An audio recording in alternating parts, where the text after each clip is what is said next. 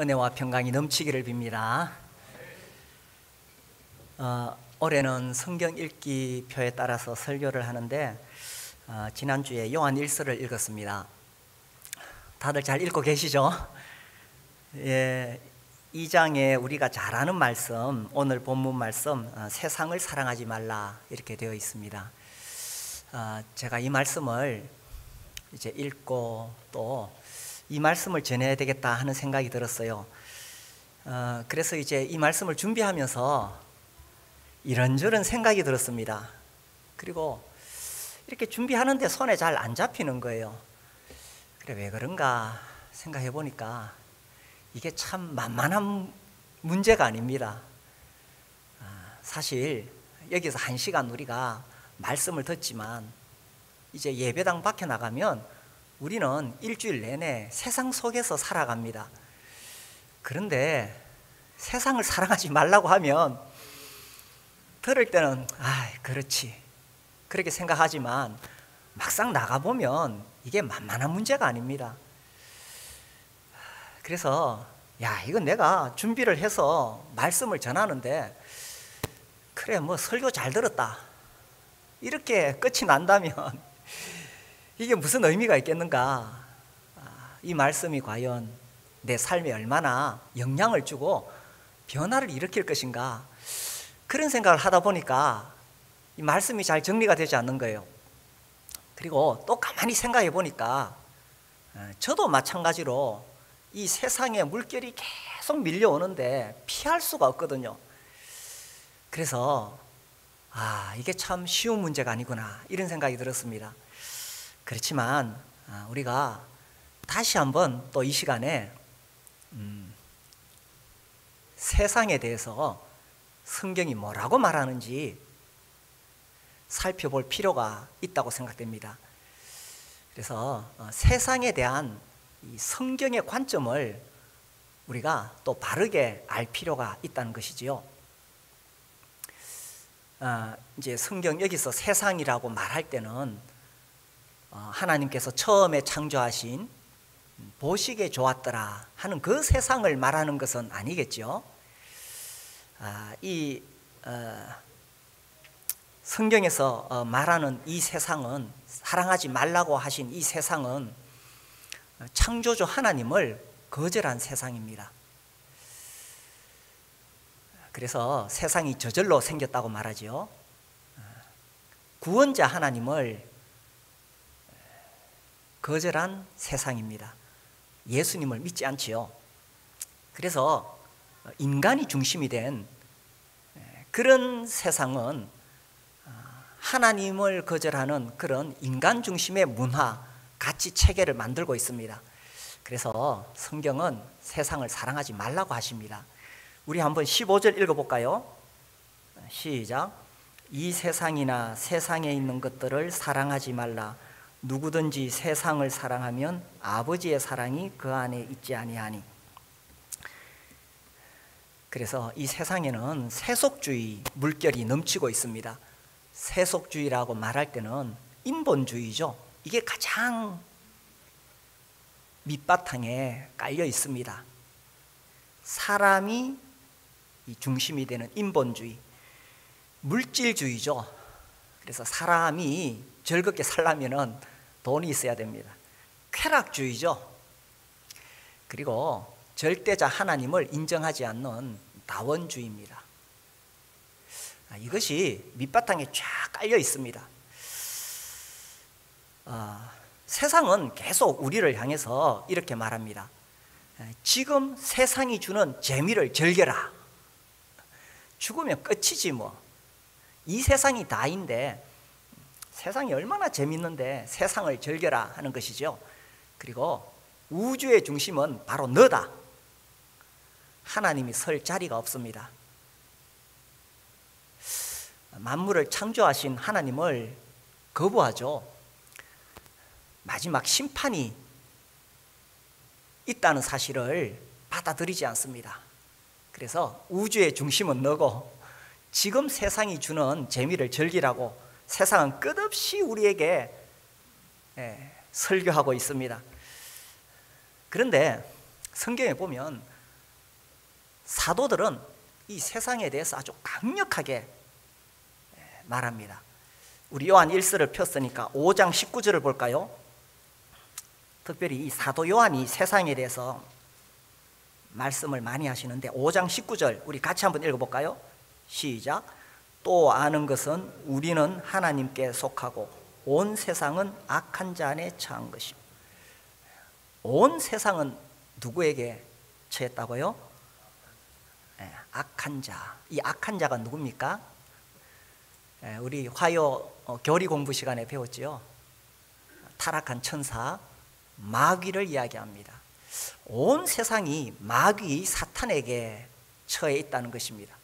물론 온 우주 만물을 통치하시는 분은 하나님이시지만 말씀드린 대로 이 하나님을 대적하는 이 세상은 마귀에 처해 있다는 거죠. 그래서 그 마귀를 이 세상 임금이라고 표현하고 이 세상 신이라고 말하고 또 공중의 권세 잡은 자다. 성경에 그렇게 말씀하십니다. 그래서 이 세상은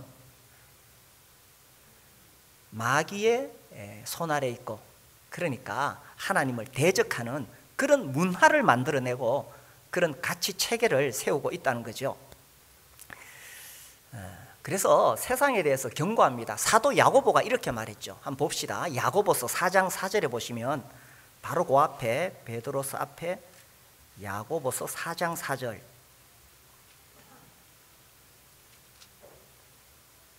우리 같이 한번 읽어보겠습니다. 시작. 간음한 여인들아 세상과 벗된 것이 하나님과 원수됨을 알지 못하느냐. 그런즉 누구든지 세상과 벗이 되고자 하는 자는 스스로 하나님과 원수되는 것이니라. 세상과 친구가 되는 것은 하나님과 원수가 된다. 세상과 좀 잘 지내보려고 하는 것은 하나님과 원수가 된다고 했습니다. 아주 강력한 메시지 아닙니까? 굉장히 심한 말이죠. 그죠? 세상에서 내가 잘 살아보려고 하고 세상과 친하게 지내려고 하는 것은 하나님과 원수가 된다는 거예요. 이 말씀을 처음 보신 분들은 아마 의아해 하실 겁니다. 아니 이렇게 심한 말을, 굉장히 심한 말이지 않습니까? 세상과 친구가 되는 것은 하나님과 원수가 된다고 하니까요. 사도 바울은 그래서 이렇게 이야기하죠. 갈라디아서에 보면은 제가 읽을게요. 고린도 후서 다음에 갈라디아서 6장 14절에 보면 그러나 내게는 우리 주 예수 그리스도의 십자가 외에 결코 자랑할 것이 없으니 그리스도로 말미암아 세상이 나를 대하여 십자가에 못 박히고 내가 또한 세상을 대하여 그러하니라. 그래서 바울은 세상에 대하여 죽었다 그렇게 말합니다. 더 이상 세상에 대해서 미련도 없고 세상도 나에 대해서 관심이 없다. 그래서 선을 분명히 그었습니다. 이것이 세상에 대해서 성경이 보고 있는 관점이라는 겁니다.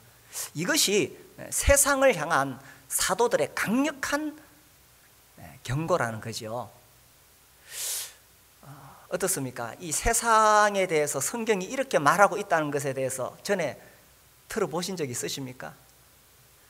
굉장히 강하게 책망하고 있죠. 왜 이렇게 세상에 대해서 강하게 말하느냐? 그 이유가 오늘 읽었던 요한일서 2장 15절에 나옵니다. 저도 이번에 이 말씀을 묵상하면서 이 말씀이 저에게 굉장히 강하게 다가왔습니다. 이래서 세상을 사랑하지 말라고 강하게 이야기하는구나. 2장 15절에 보시면 이 세상이나 세상에 있는 것들을 사랑하지 말라. 왜? 누구든지 세상을 사랑하면 아버지의 사랑이 그 안에 있지 아니하니. 이것이 그 이유라는 겁니다. 세상을 사랑하면 어떻다고요? 세상 사랑한다고 뭐 구원받은 사람이 교회 안 나오겠어요? 세상 사랑한다고 예수 믿는 사람이 교회 와서 봉사 안 하겠어요? 헌금 안 하겠어요? 다 합니다.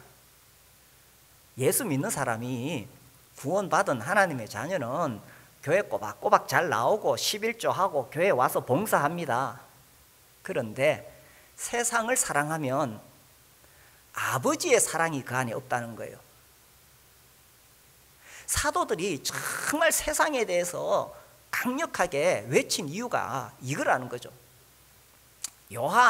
사도 요한은 요한복음과 요한 1서를 통해서 세상에 대해서 반복해서 경고하고 있는데 그 이유가 이거라는 겁니다. 예수 믿고 구원받은 사람은 다 해요. 신앙생활 다 합니다. 그런데 내 안에, 내 중심에 아버지의 사랑이 머물지 않는다는 거죠. 이것이 정말 심각한 문제라는 겁니다. 사실 아버지의 사랑 때문에 우리가 삶이 새 출발하는 거잖아요. 아버지의 사랑, 요한일서 4장에 보시면 9절에 4장 9절에 이렇게 되죠. 우리 같이 읽어봅시다. 시작. 하나님의 사랑이 우리에게 이렇게 나타난 바 되었으니 하나님이 자기의 독생자를 세상에 보내심은 그로 말미암아 우리를 살리려 하심이라. 하나님의 사랑은 자기 아들을 세상에 보내셔서 우리를 살리신 거죠.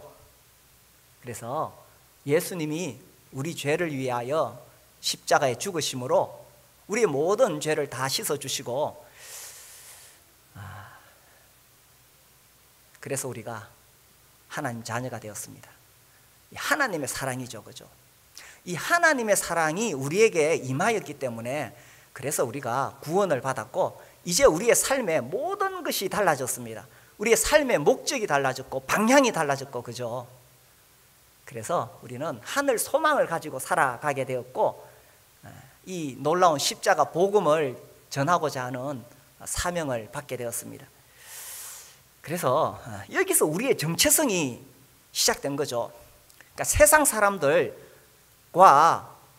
우리가 뭐가 다르냐, 여기서 선이 완전히 그어지게 되는 겁니다.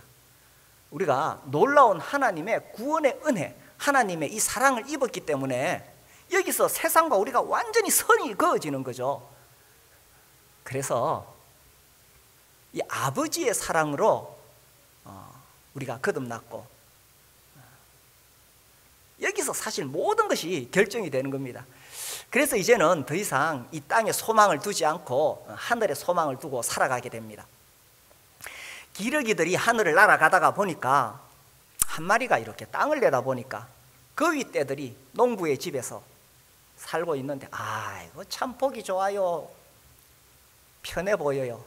그래서 하늘을 날아가다가 그 농부 집에 내려앉았습니다. 때마다 농부가 먹을 것을 주네, 농부가 보호해 주네. 이거 참 좋아요. 이거 뭐 먹을 거 걱정 하나도 안 해도 되고 농부가 다 해줘요. 그렇게 농부가 받아 먹는 거, 주는 거 받아 먹다 보니 1년이 후딱 지나갔습니다. 1년이 지나서 또 하늘을 보니 기러기 때 자기 동료들이 날아갑니다. 그래 이제 기러기가 이 정신을 차렸어요. 아이고, 내가 지금 거위들하고 사는 존재가 아니지, 나는 저기 하늘을 날아가야지 하고 날개를 펴서 퍼덕이는데 이게 힘이 안 되네. 그리고 농부가 주는 거 자꾸 받아 먹다 보니까 뚱뚱하게 살이 쪄서 몸이 비대해져서 날아갈 힘이 없는 거예요. 우리가 아버지의 사랑을 깨닫고 하늘의 부르심을 받았잖아요. 그런데 세상이 주는 거 넙죽넙죽 받아 먹다 보면 하늘을 날아갈 힘이 안 생기는 겁니다. 그래서 왜 세상을 사랑하지 말라고 하셨느냐? 아버지의 사랑이 머물지 않으면 하나님이 주신 하늘 소망이 다 사라지게 되고 이 땅에 있는 동안 십자가 복음 전해야 되는데 그 사명을 잃어버리기 때문이죠. 그래서요, 세상을 사랑하면 우리가 하늘을 날아오를 수가 없다는 것입니다. 그래서 요한은 특히 계속 세상에 대해서 이야기합니다. 2장 16절 볼까요? 우리 같이 읽어봅시다. 시작. 이는 세상에 있는 모든 것이 육신의 정욕과 안목의 정욕과 이생의 자랑이니 다 아버지께로부터 온 것이 아니요 세상으로부터 온 것이라. 여기 보면 세상에 있는 모든 것이라고 되어 있습니다. 이 모든 것을 어떻게 해석해야 될까? 아이고, 우리가 보기에 세상에 좋은 것도 많아요. 선한 것도 많아요. 뭐 꼭 이것을 죄다 이렇게 말할 수 없는 참 세상에 좋은 것이 많아요. 그런데 성경에서는 세상에 있는 모든 것이라고 이야기했습니다. 이걸 어떻게 우리가 이해해야 되느냐? 제가 이 말씀을 보니까 여기 나오는 모든 것을 우리가 이제 잘 분별을 해야 되는데, 아무리 그것이 좋은 것이라 하더라도 아버지의 사랑이 내 안에 머물도록 하지 않는 것이라면 그것은 세상에 속한 것이라는 거죠. 세상은 악한 자 안에 처했기 때문에 이 악한 자가 어떻게든 아버지의 사랑으로부터 우리를 끊으려고 온갖 재미난 것을 다 줍니다. 이 사탄이 예수 믿는 사람 못 믿게 하려고 과거에는 그죠? 박해를 했습니다. 감옥에 가두고 그죠? 때리고 죽이고 이렇게 해도 안 되거든요.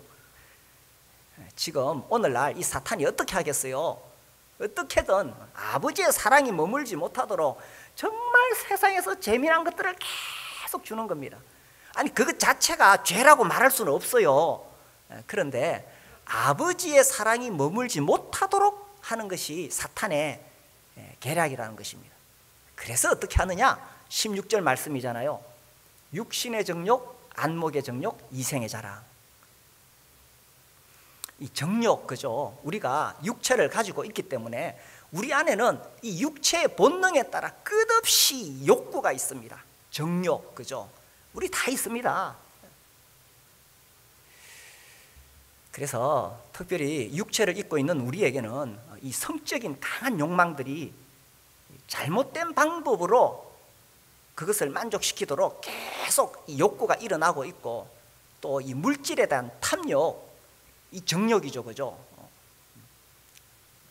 세속주의는 인본주의, 물질주의, 쾌락주의, 다원주의니까 이 쾌락을, 이 육체의 그 감각적인 즐거움을 누릴 수 있도록 그러한 욕구가 우리 안에 계속 일어납니다. 이게 육신의 정욕이 또 이 안목의 정욕을 통해서 계속 자극을 합니다. 그렇죠? 다윗이 밧세바를 범한 그 죄를 짓게 되는 게 눈으로 보면서부터 시작하잖아요. 저는 한편에서는요, 생각해 보면 야, 우리 시대에 살아가는 게 더 힘들다. 아이고, 그래도 옛날에 농경 시대에는 눈으로 보는 것이 제한되어 있었잖아요. 뭐 그때도 인간의 정욕은 마찬가지였고 똑같이 죄를 지으며 살아갔습니다. 그런데 한편 보면요, 우리 시대가 사실 좀 많이 불리합니다. 지금 이 디지털 문화로 인해서 우리의 안목의 정욕을 자극하는 것들이 얼마나 많아요, 그죠? 온 세상에 막 다 이렇게 막 컬러풀하게 다 칠해 나가지고 끝없이 우리의 눈을 통해서 정욕을 자극합니다. 아유, 우리 다 이런 세상이 지금 살아가고 있습니다. 거기다가 이생의 자랑, 다른 번역에 보면 생의 헛된 영광, 생의 헛된 야망이라고 되어 있습니다. 남들보다 더 나은 삶을 살고 싶은 거예요, 그죠? 그래서 남들에게 좀 자랑하고 싶고, 나는 그래도 세상에서 이렇게 성공했어. 이게 이생의 자랑이죠.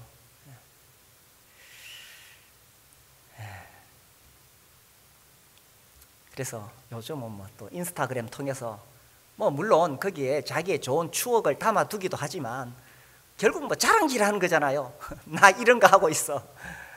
이생의 자랑이죠. 우리가 이런 시대에 살아가고 있습니다. 요즘은 우리나라가 정말 이렇게 이 수준이, 생활 수준이 굉장히 높죠. 뭐 웬만한 선진국 사람들 하는 거 다 누립니다. 그런데 뭐 사실 20년, 30년 전만 해도 해외여행 한번 갔다 오면은 큰 자랑거리잖아요. 골프채 메고 다니면 큰 자랑거리였습니다. 요즘은 뭐 아주 보편화됐어요, 그죠? 우리나라 뭐 해외여행 다니고 뭐 골프 치는 거 아주 대중화되었습니다. 그래서 그런 식으로 뭔가 이렇게 남들보다 더 내가 수준 높은 것을 누리고 있다, 이런 거 막 자랑하고 싶고, 그러니까 이제 그것을 누리기 위해서 또 애를 쓰게 되고, 저는 하나님께서 각 사람에게 주신 어떤 물질에 대한 분복이 있다고 여겨져요. 그래서 하나님이 그것을 주신 사람은 그것을 누릴 수가 있습니다. 그런데 막 그것을 위해서 살아가려고 하다 보면 결국은 육신의 정욕, 안목의 정욕, 이생의 자랑에 빠질 수밖에 없다는 것입니다. 이게 왜 문제가 되느냐? 우리도 세상 살면서 얼마든지 누릴 수 있는 거 누릴 수 있잖아요. 저는 뭐 아주 금욕적인 것을 지금 성경이 말하고 있다고 생각하지 않습니다. 그런데 이 16절 말씀에서 우리에게 하시고자 하시는 말씀이 뭐겠어요? 세상에 있는 모든 것이 육신의 정욕과 안목의 정욕과 이생의 자랑이라고 했을 때 이 모든 것이 뭐냐? 결국 15절 말씀처럼 그것이 내 안에 아버지의 사랑이 머물게 하느냐 안 하느냐, 이걸로 분별할 수 있다고 생각합니다. 아이고, 이렇게 좋은데 그죠? 16절의 끝에 보면 육신의 정욕, 안목의 정욕, 이생의 자랑이니 다 아버지께로부터 온 것이 아니요. 왜 문제가 되느냐? 아버지께로부터 온 것이 아니요, 세상으로부터 온 것이기 때문에 문제라는 것입니다. 제가 이 말씀 보면서 그 찬송이 생각났어요. 예수님이 좋은 걸 어떡합니까? 그런데 이게 아버지의 사랑이 머물면 이런 찬송이 막 나와요. 둥따당 둥땅, 그죠? 예수님이 좋은 걸, 아버지의 사랑이 머물면 이렇게 되는데, 세상을 사랑하면 이 세상이 좋은 걸 어떡합니까? 뚱따당 뚱따. 아이고, 세상에 재밌는 게 얼마나 많아요, 그죠? 그러니까 그냥 막 이 세상이 좋은 걸 어떡합니까? 우리가 그렇게 한 발 한 발 빠져갑니다.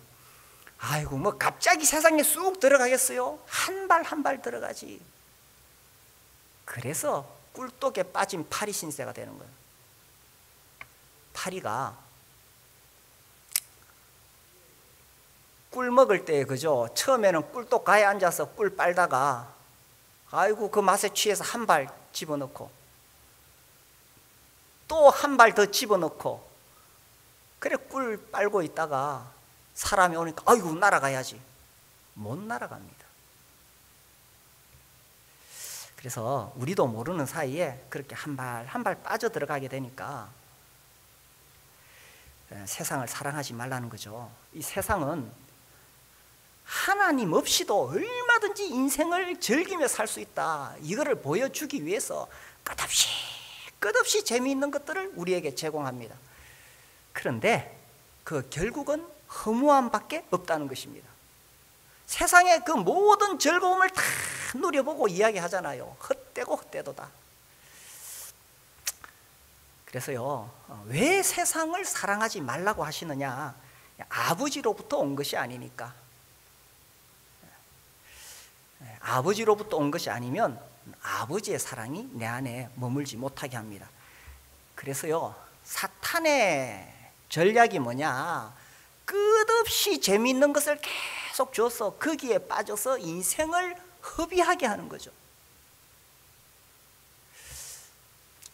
아버지의 사랑이 머물면 우리에게는 땅의 소망이 아니라 하늘의 소망이 늘 있겠죠. 그리고 우리 마음에 아버지의 사랑을 전하고자 하는 사명감이 있게 됩니다. 그래서 구원받은 사람이 이 땅에 사는 동안에 십자가 복음 전하면서 사는 것이 당연한 것인데, 이 세상에 재미있는 것에 계속 빠져들게 되면 하늘 소망 사라지고 땅의 사명도 망각하게 돼버리니까 이게 사단의 전략인 거죠.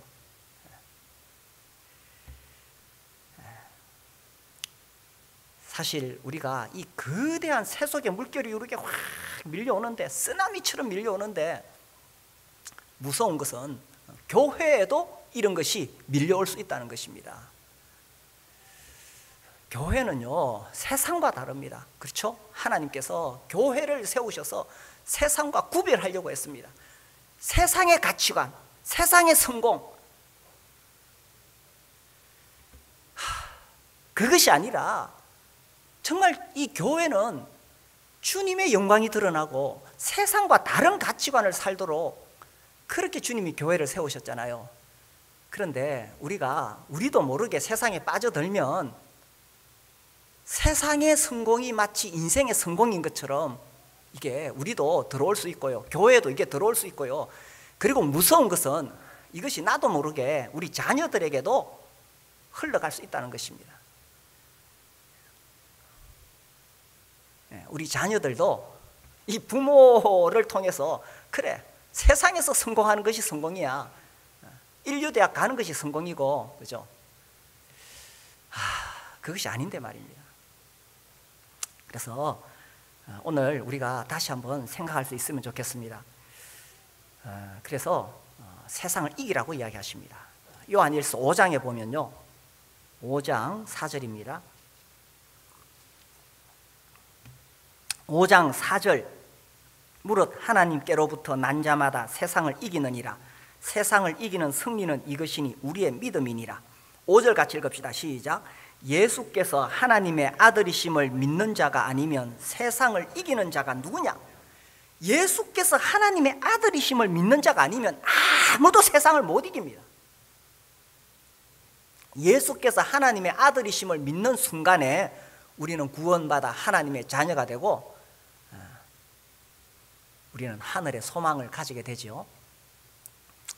예수님이 아니라면 우리도 여전히 세상의 그 즐거움을 위해서 살 수밖에 없습니다.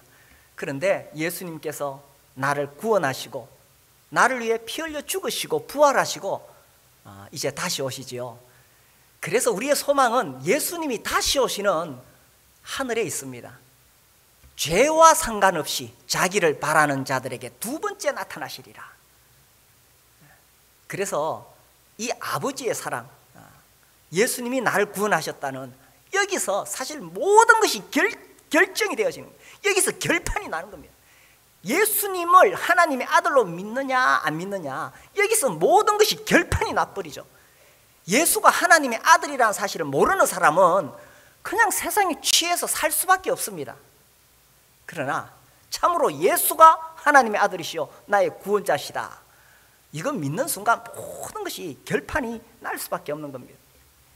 그래서 이제는 우리가 세상에 물들지 않고 세상의 성공과 세상의 영광을 위해 살지 않고 하늘 소망을 가지고 살아가는 거죠. 지금 생각하면 참 이 영회, 제가 영회는 하지 말라고 지난주 설교 세미나에서도 막 강조했습니다. 근데 하여튼 제가 청년 시기에 굉장히 그 감동을 받고 지금도 자주 기억이 나요. 레위기 보면 먹을 수 있는 물고기가 있잖아요. 뭡니까? 비늘과 지느러미를 가진 물고기를 먹을 수 있습니다. 그래서 그 뱀장어나 메기 이런 거는 유대인들이 안 먹죠. 그래서 이제 해석을 하자면 이 비늘은 갑옷이라, 세상으로부터 이 새 속의 물결로 물들지 않는 갑옷이라, 지느러미는 물살을 거슬러 올라가는 그 힘이 지느러미에 있잖아요. 그래서 이 새 속에 물결이 밀려오더라도 그리스도인들은 이 갑옷을 입고, 그죠? 이 지느러미로 힘차게 물살을 거슬러 올라가야 되지, 이 새 속에 물결에 떠내려가면 안 된다. 제가 청년 시절에 들었는데, 그 영해요, 영해, 이렇게 해석하면 안 돼요. 그런데 굉장히 감동이 되고 지금도 교훈이 되고 있습니다. 그래서 예수가 하나님의 아들임을 믿는 사람들은 이 세상 물결에 떠내려가는 것이 아니라 그 세상 물살을 거슬러 올라가는 그런 살아있는 물고기들이죠. 왜 세상을 사랑하지 말라고 하셨느냐? 세상 사랑하면서도 다 신앙생활 할 거 다 할 수 있어요. 그런데 아버지의 사랑이 머물지 않으니까. 그러면 그죠, 우리가 겉으로는 다 하는데 내 중심에 아버지의 사랑이 머물지 않는다면 이것보다 더 심각한 게 어디 있겠어요? 마음이 공허하니까 아버지의 사랑만이 정말 내 영혼을 채워줄 수 있는데 아버지의 사랑이 머물지 않으니까 다 세상의 쾌락을 탐닉하게 되고 다 빠져들게 되고 결국 돌아서면 허무하고 그러다 보니 세월 후딱 지나가 버리고 주님이 주신 사명 다 놓쳐버리고 이게 사단의 전략이라는 겁니다. 2장 17절에 보시면요, 왜 세상을 사랑하지 말라고 하셨느냐. 17절 같이 읽읍시다. 시작. 이 세상도 그 정욕도 지나가되 오직 하나님의 뜻을 행하는 자는 영원히 거하느니라.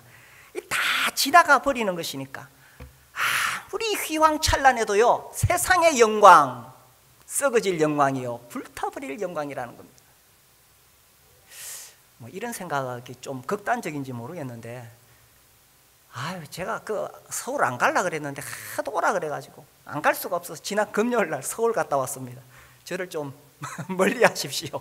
요새 오미크론이 막 돌고 있는데, 서울에 가서 이제 이 택시를 타고 가는데 막 휘황찬란한 건물들, 이게 너무 극단적인 생각일지 모르지만 다 불타버릴 거예요. 그래도 그런 빌딩 하나 가지고 있으면 어깨에 힘 들어가겠지요. 다 지나가는 것이라는 겁니다.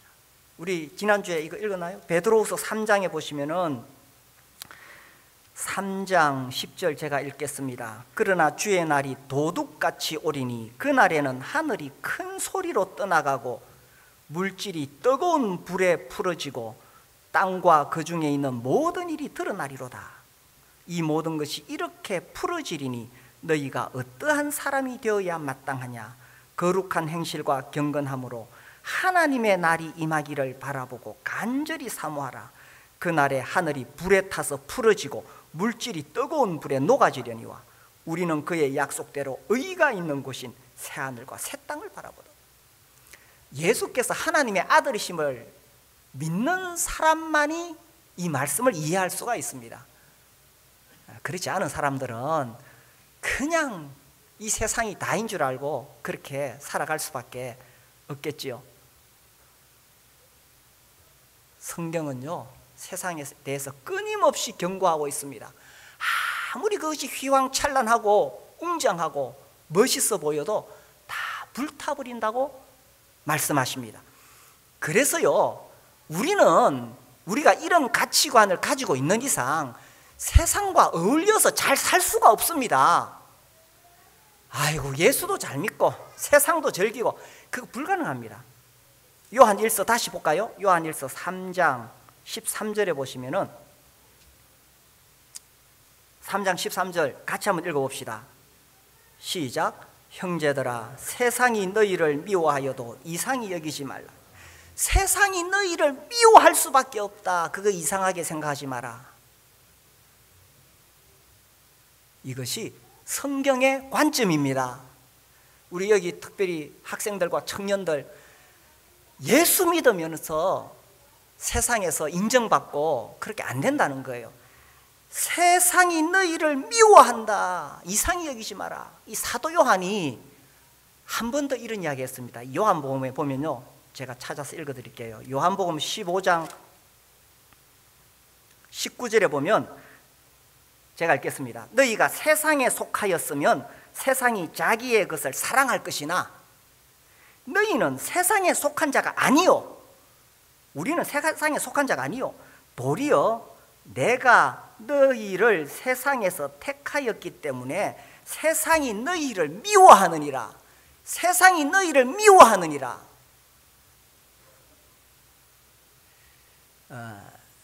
유명한 20세기, 19세기, 20세기 전도자 D.L. 무디가 있죠. 그 무디에게 어떤 청년이 내가 드디어 예수님 영접하고 구원받았습니다. 내가 이제 예수 믿게 되었으니 세상을 멀리해야 되겠지요. 그러니까 D.L. 무디가 씩 웃으면서 아니, 그럴 필요 전혀 없어. 형제가 세상을 버릴 필요 없어. 형제가 예수님 믿으면 세상이 형제를 버릴 거야.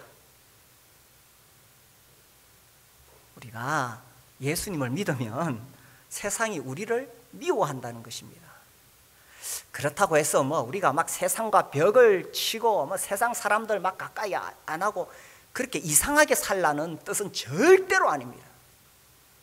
그렇지만 예수 믿는 사람이 예수님 바로 믿고 있으면 세상이 우리를 미워할 수밖에 없다는 것입니다. 이것이 성경이 세상에 대해서 이야기하는 관점이에요. 그래서요, 영원한 것을 위해 살라는 것이 요한일서 2장 17절 말씀이죠. 이 세상도 그 정욕도 지나가되 오직 하나님의 뜻을 행하는 자는 영원히 거하느니라. 그저 세상에서 잘 되는 것이 잘 되는 것처럼, 성공한 것처럼 정말 이 교회에 그런 가치관이 들어와서는 안 된다는 이야기입니다. 루저라 그러죠. 요새 그런 말 많이 쓰더라고요. 실패한 사람, 뒤처지는 사람, 루저라고 그러더라고요. 어쩌면은 예수 믿는 사람이 세상에서는 루저처럼 보일지도 모릅니다. 아이고, 어째 세상을 저렇게 살아가나. 어리석어 보일지 모릅니다. 그렇다고 우리가 세상에서 적당히 살고 그냥 게으르게 살아가지고 그렇게 된다, 그런 뜻은 절대로 아닌 거 아시죠? 우리는 오히려 더 열심히 살아야 됩니다. 그러나 세상이 추구하는 것과는 다른 하늘의 소망을 추구하기 때문에 세상 사람들이 우리를 보면 어리석어 보이는 거예요.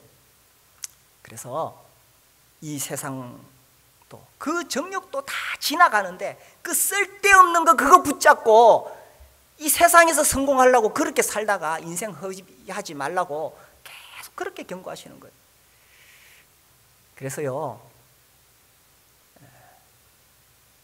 우리의 정체성을 올바로 가질 필요가 있다는 것입니다. 신앙은 시간 싸움이에요. 요즘 제가 그런 생각이 들어서 지난 주일 주보에도 그렇게 실었지요. 신앙은 시간 싸움입니다. 우리가 대부분 다 세상에서 살아가기 때문에 계속 세상의 영향을 받거든요. 그래서 교회에서 어떻게든 화요일 날 성경 공부, 수요일 날 집회, 목요일 날 목장, 주일 날 예배, 그 외에도 막 계속 만들어 놓습니다. 이것이 나를 지켜줍니다. 내가 목장 안 나가면 그 시간에 무릎 꿇고 기도하겠어요? 세상 접하고 있습니다. 그러면 세상의 것이 나한테 들어올 수밖에 없어요. 아이고, 그 성경 공부 내가 이미 다 아는데. 그렇지요. 신앙생활 20년, 30년 하면 더 배울 거 없습니다. 다 압니다. 그럼에도 불구하고 왜 내가 그 시간에 참여하느냐? 그 시간에 그거 안 하면 내가 그럼 성경 연구하고 있느냐? 세상 접하고 있습니다. 신앙은 시간 싸움입니다. 그래서요, 교회에서 자꾸 귀찮게 하지요. 이거 해라 저거 해라 자꾸 귀찮게 하지요. 그것이 나를 지켜주는 거예요. 그거 안 하면 세상 접하고 있고 세상의 가치관이 계속 나를 세상으로 물들일 수밖에 없다는 것입니다. 이제 정리를 해야 되겠습니다. 어떻습니까? 오늘 성경이 말하는 세상에 대한 관점을 제가 안타까운 마음으로 전했습니다. 저도 마찬가지고요. 제가 이 말씀 준비하면서 마음이 참 이렇게 안정되지 못한 게 우리 성도들뿐만 아니라 저도 이런 정말 유혹이 강한 세상에 살다 보니 저도 마찬가지인 거예요. 세상이 얼마나 알록달록한 것으로 유혹하는지 모릅니다. 세상이 얼마나 재밌는데 이 세상이 좋은 걸. 나중에 이거 부르지 마세요. 그래서 끝없이 육신의 정욕, 안목의 정욕, 이생의 자랑으로 우리를 잡아 끄는데 우리가 정신 차리지 않으면 이 거대한 물결에 그냥 휩쓸려 내려갈 수밖에 없다는 거죠. 그래서요, 왜 세상을 사랑하지 말라고 하셨느냐? 분명합니다. 세상을 사랑하면 아버지의 사랑이 내 안에서 사라지는 거예요. 아버지의 사랑이 사라지는 순간 내 마음을 뭘로 채우겠어요? 더 세상으로 빠질 수밖에 없습니다. 악순환이 계속되는 거예요. 우리 마음에는 늘 아버지의 사랑이 있어야 됩니다.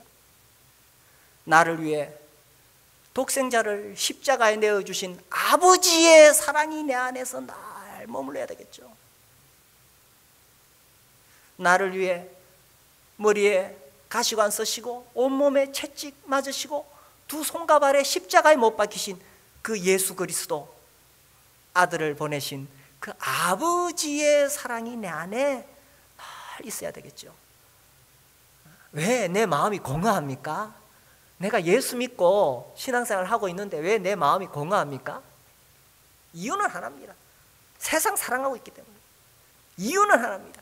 아버지의 사랑이 내 안에서 충만하지 않기 때문이죠. 아버지의 사랑이 내 안에 충만하면 세상에 어떤 것도 바꿀 수 없네. 예수님이 좋은 것, 이렇게 찬송이 나오겠죠. 근데 아버지의 사랑이 머물지 않으면 어떤 것으로도 내 심령 채울 수 없습니다. 아버지의 사랑이 내 안에 머물기 때문에 인생을 보는 관점이 달라지고 우리의 소망이 달라지고 이 땅에서 십자가 복음 전해야 되겠다는 사명이 새로워질 수밖에 없는 거죠. 아버지의 사랑이 머물고 아버지의 사랑을 전하는 그런 삶을 우리 모두 함께 살아갈 수 있게 되기를 바랍니다. 기도하겠습니다.